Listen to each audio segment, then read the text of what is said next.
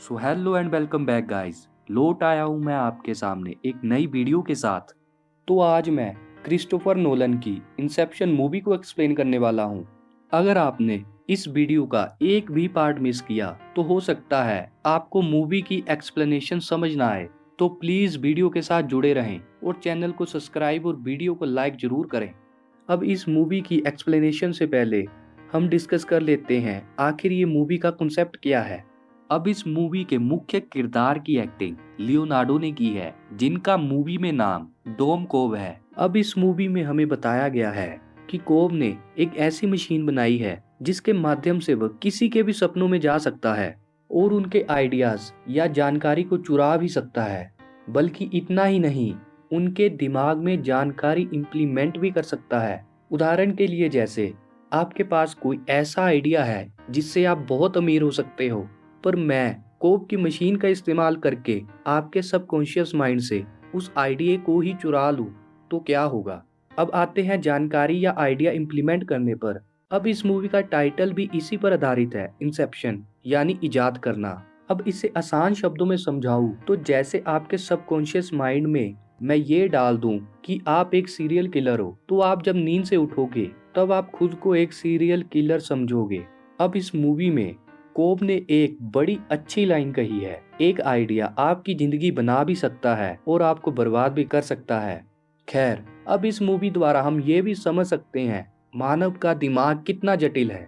जैसे मूवी में बताया गया है, आप नॉर्मल दुनिया में तो अपने दिमाग का केवल एक छोटा सा हिस्सा इस्तेमाल करते हो, पर जब आप नींद में होते हो आपका दिमाग अपनी पूरी क्षमता का प्रयोग कर सकता है। अब दिमाग के ज्यादा तेज चलने की वजह से अंतर्मन यानी नींद की दुनिया में समय की रफ्तार भी धीमी हो जाती है। अब यहाँ एक और कॉन्सेप्ट आता है, dream with in a dream, यानी सपने के अंदर सपना। आसान शब्दों में समझाऊं, अगर आप नॉर्मल दुनिया में सो जाओ और अंतर्मन यानी नींद की दुनिया में एक बार फिर सो जाओ, तो उसे हम ड्रीम विद इन ड्रीम कहेंगे। अब इस कॉन्सेप्ट को मूवी में ड्रीम लेवल कहा गया है।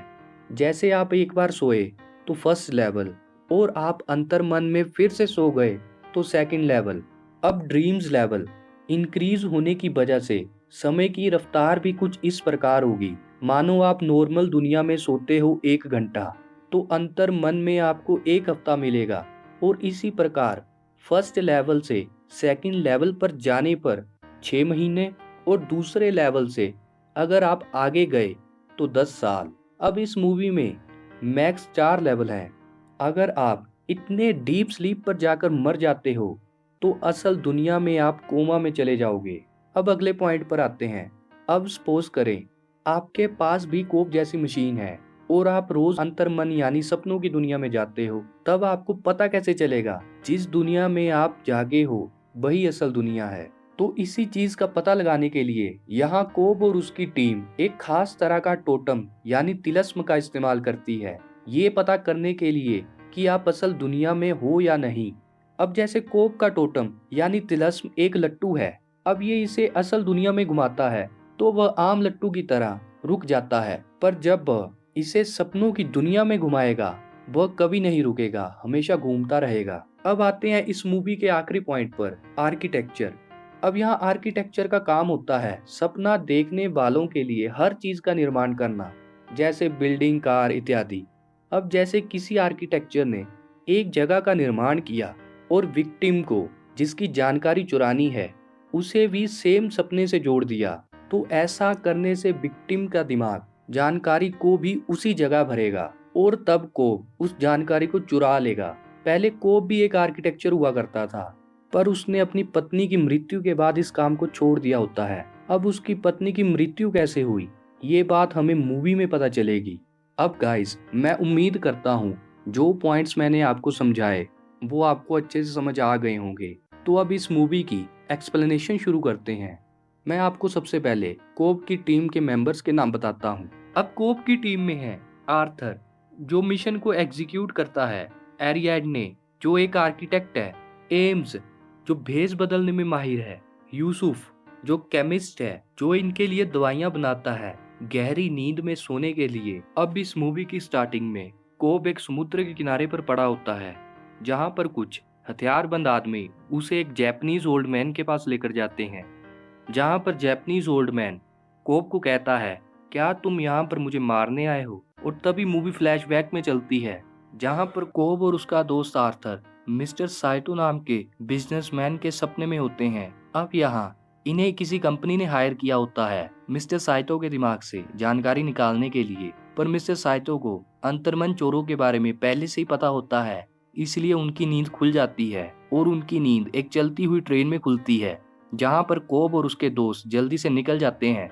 और तब वहां पर कोब बोलता है, हमारा मिशन कंप्लीट नहीं हुआ तो कंपनी वाले हमें ढूंढ रहे होंगे। अब अगले सीन में हमें दिखाया जाता है कोब एक होटल के रूम में होता है, जहां पर वो अपने तिलस्म यानी लट्टू को घुमा रहा होता है और दूसरे हाथ में उसके गन होती है। अगर वो लट्टू नहीं रुका तो वो खुद को शूट करके नींद से उठ सकता था, पर यहाँ पर लट्टू रुक जाता है और तब कोब को अपनी वाइफ तथा अपने बच्चों के विजन आते हैं।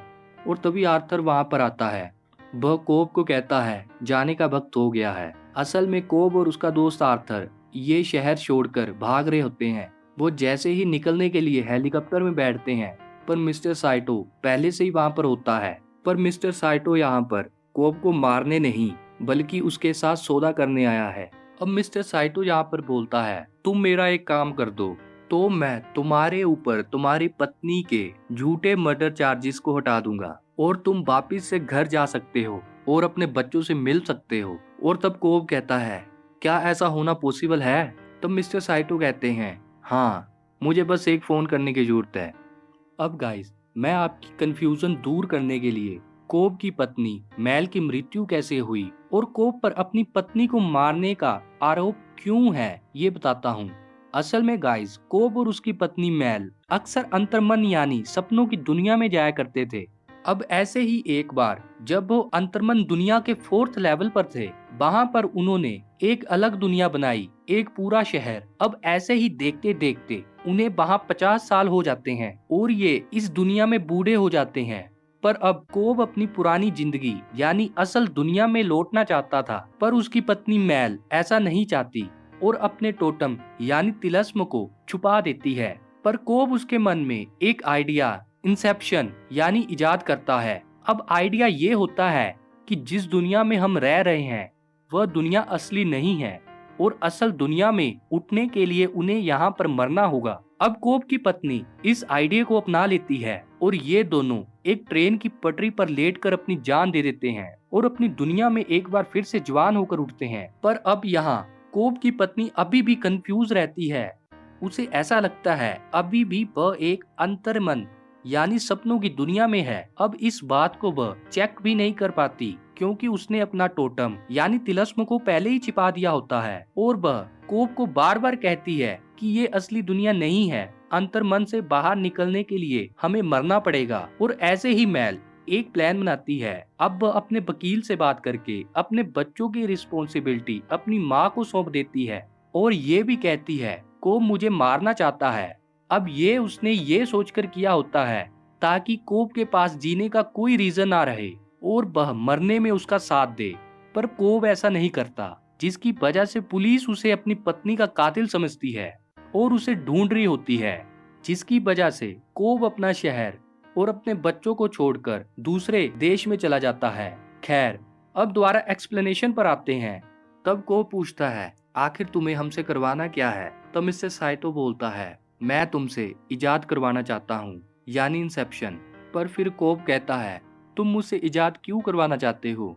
तो मिस्टर साइटो कहता है, मेरे बिजनेस में एक कंपटीटर है, बहुत जल्द उसकी कंपनी इस दुनिया की आधी ऊर्जा का उत्पादन करेगी और फिर मैं उससे कम्पीट नहीं कर पाऊंगा, यानी कि वह नए सुपर पावर बन जाएंगे।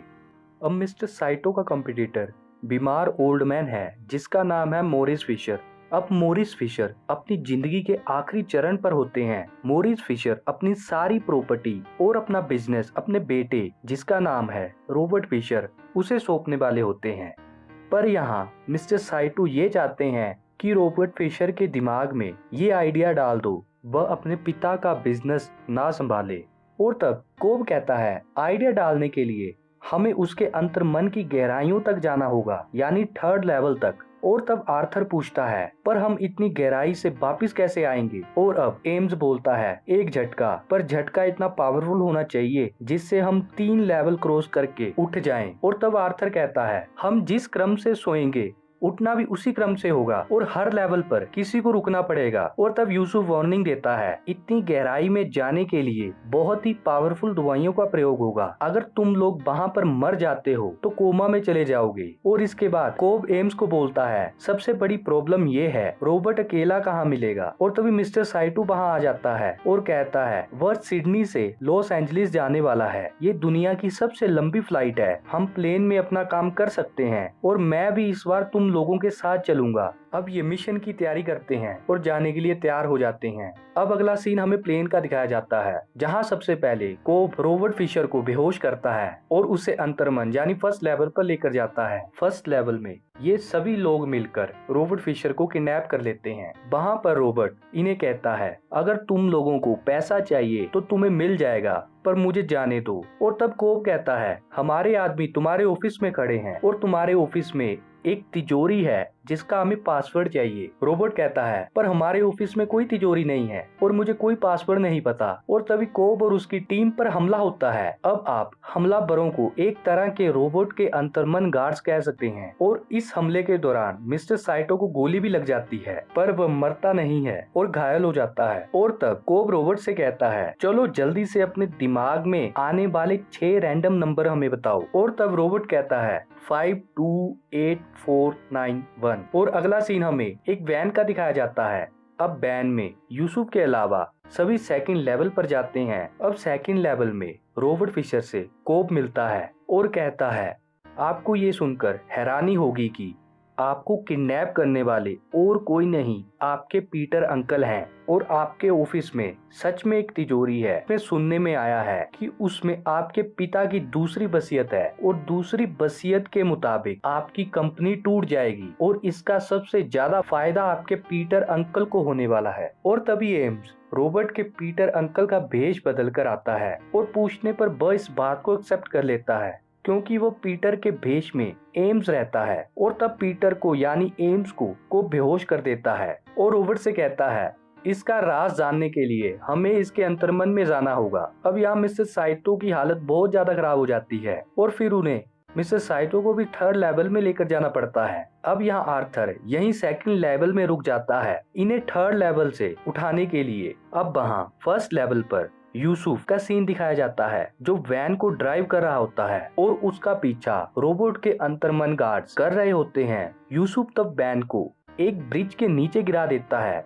अब जब गाड़ी ब्रिज की रेलिंग से टकराती है और नीचे गिरने लगती है तब इन्हें अपना पहला झटका मिलता है जिसे सभी महसूस करते हैं। अब गाइस 1st लेवल में जितना टाइम वैन को ब्रिज से नीचे पानी में गिरने में लगेगा उस हिसाब से अब आर्थर के पास 5 मिनट है जो 2nd लेवल पर है और कोब और अन्य लोगों के पास 1 घंटा है जो 3rd लेवल पर है। अब 3rd लेवल पर ये लोग एक हॉस्पिटल में होते हैं। अब ये सब जैसे ही हॉस्पिटल में पहुंचते हैं वहाँ पर कोब की पत्नी मैल आती है और रॉबर्ट फिशर को गोली मार देती है। और दूसरी ओर मिस्टर साइटो भी 1st लेवल में लगी गोली के कारण मर जाते हैं। अब यहाँ मैल कहाँ से आई आपको इसके बारे में बताता हूँ। असल में ये मैल कोब की यादें हैं जो उसके दिमाग में स्थित हैं।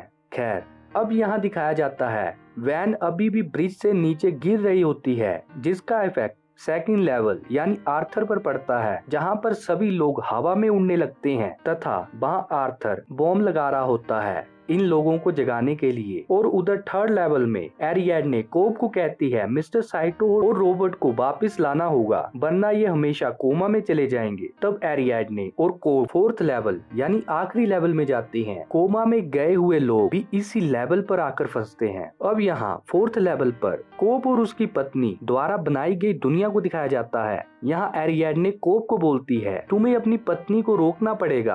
अब यहाँ गाइस कोब और एरिएडने वहीं जाते हैं जहाँ पर कोब की पत्नी मैल ने आत्महत्या की होती है। अब रॉबर्ट भी इसी के कब्जे में होता है। अब यहाँ मैल इनके ऊपर जैसे ही हमला करती है एरिएडने उसे गोली मार देती है और वहाँ पर कोब कहता है तुम जाओ और मिशन को पूरा करो, मैं साइटो को ढूंढ कर आता हूँ। और अब कैमरा फर्स्ट लेवल पर स्विच किया जाता है जहां पर वैन पानी से टकराती है और सेकंड लेवल आर्थर को झटका महसूस होता है। वह जल्दी से बॉम्ब को ब्लास्ट करता है और उधर थर्ड लेवल पर रोबोट एक बार फिर उठ खड़ा होता है, पर मिस्टर साइटो और को अभी भी फोर्थ लेवल पर होते हैं। अब यहाँ रोबोट एक तिजोरी खोलता है उसी पासवर्ड से जो उसने फर्स्ट लेवल पर रैंडमली कहे होते हैं, और अंदर उसके पिता होते हैं जो आखिरी सांसें ले रहे होते हैं। वह उसे एक ड्रॉअर खोलने को कहते हैं और अपने प्राण त्याग देते हैं। अब रॉबर्ट को ड्रॉअर से एक वसीयत और एक कागज की विंडमिल मिलती है। वह उस वसीयत को पढ़ता है और उसे ये पता चलता है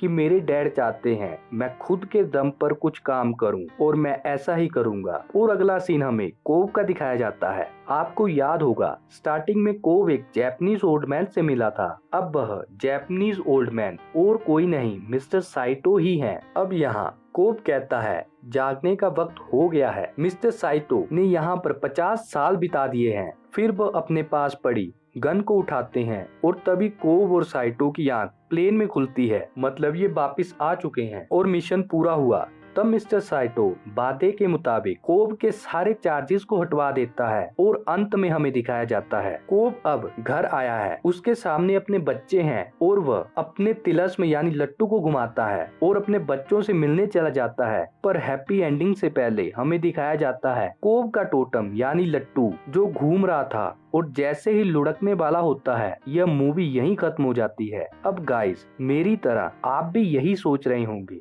कि क्या कोव असली दुनिया में आ पाया या नहीं। अब इसकी एंडिंग ओपन है, आप अपने मन से कुछ भी बना सकते हैं। अब आपको क्या लगता है मुझे कमेंट पर बताएं। पर जाने से पहले एक जरूरी सूचना, आप सभी जानते हैं कि मेरा चैनल नया है और मुझे सपोर्ट की बेहद जरूरत है। आपका सपोर्ट मुझे मोटिवेट करेगा, तो प्लीज चैनल को सब्सक्राइब और वीडियो को लाइक किए बिना मत जाना।